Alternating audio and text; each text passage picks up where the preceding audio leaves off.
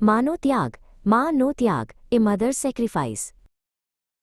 અમદાવાદની એક જૂની સોસાયટીના 104 નંબરના નાના મકાનમાં રહેતી માયા 48 વર્ષની. એની દુનિયા એટલે એનો દીકરો પ્રત્યુમન.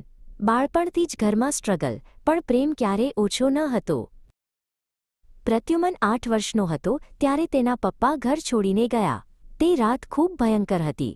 માયાએ દીકરાને બાહુમાં ભરીને ફક્ત એક જ વાક્ય કહ્યું, મારા બેટાને કોઈ કમી ન પડે, એ માટે માં એકલા ડબલ થઈને કામ કરશે. તે દિવસથી માયા પશુ જેવી મજબૂરી નહીં, પણ બાઘ જેવી હિંમત સાથે કામ કરવા લાગી. ક્યારેક ઘરમાં ચપાતી, ક્યાંક ડબ્બા પેકિંગ, ક્યાંક ઘર. રોજ 10 થી 12 કલાકની મહેનત.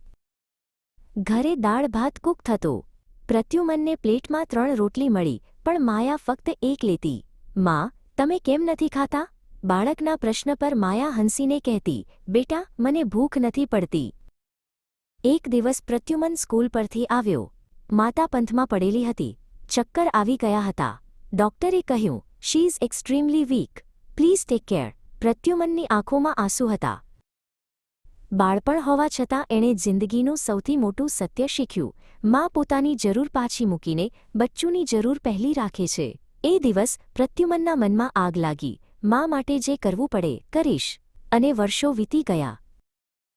કોલેજના છેલ્લા વર્ષમાં પ્રત્યુમનને કેમ્પસ પ્લેસમેન્ટ મળ્યું, સારું સ્ટાઇપેન્ડ. તે ખુશ થઈને ઘરે દોડતો આવ્યો. માયા રસોડામાં ચપટી બનાવતી હતી. તેણે માયાને ભેટીને કહ્યું, માં, હવે તમે કામ બંધ કરી દો. મારા પર છોડી દો. પ્રત્યુમનને સારી જોબ મળી ગઈ. એણે સૌપ્રથમ કામ માયાને ડોક્ટર પાસે લઈ જવાનું કર્યું. રિપોર્ટ જોઈ ડોક્ટર બોલ્યા, she has severe calcium deficiency, years of overwork. પ્રત્યુમનની આંખ ભીંજાઈ ગઈ.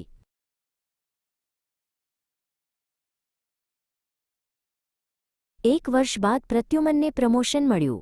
એ દિવસે તેણે મમ્મીને બાઇક પર બેસાડી એ સોસાયટી પાસે લઈ ગયો જ્યાં માયાએ વર્ષો સુધી ડબ્બા પેકિંગ કર્યું હતું.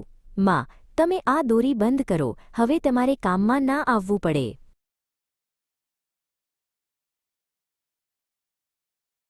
માયાએ દીકરાનો હાથ પકડ્યો અને હળવેથી કહ્યું, દુનિયામાં મારા માટે બધાથી પાવરફુલ શબ્દ એ મારી માં છે. એ સાંભળીને મારું જીવન પૂરું થાય છે. તે રાત્રે પ્રત્યુમન મમ્મીના ખભા પર માથું મૂકી સૂતો. માતા એ ભગવાનનું લિવિંગ વર્ઝન છે.